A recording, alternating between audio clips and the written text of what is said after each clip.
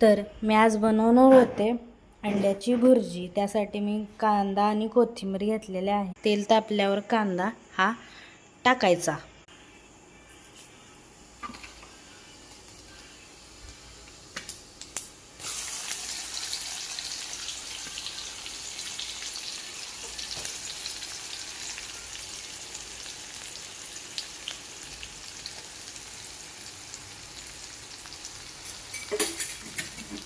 फिर असा लालसर होईपर्यंत परतून घ्यायचा आहे, कारण त्याशिवाय चव येत नाही, मग टेस्ट नाही लागत।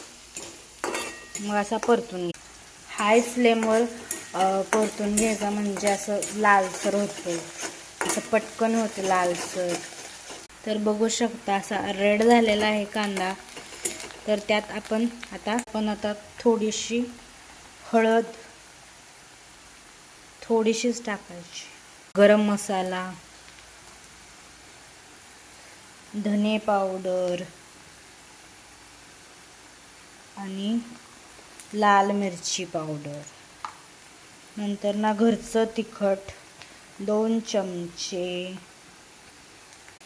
कांदा लसूण मसाला थोडासा आणि थोडासा मॅगी मसाला। 4 अंडे आपण फोडून टाकलेली आहे। आता त्याची आपण भुर्जी बनवायची आहे। त्यासाठी असं मस्तपैकी हलवून घ्यायचं आहे मिक्सचर।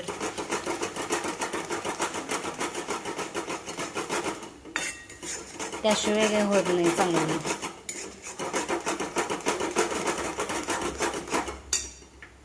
फ्लेम जरा वाढवायची आणि चालू करायचं।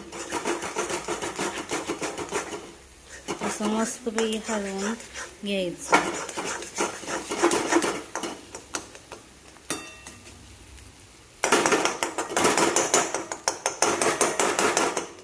आणि चवीनुसार मीठ घालायला अजिबात विसरायचं नाही, कारण मी सारखीच विसरते। मस्तपैकी भुर्जी तयार झालेली आहे। कोथिंबीर टाकायची आहे। त्यात आपण थोडीशी कोथिंबीर टाकली ना की अजून मस्त लागते। मग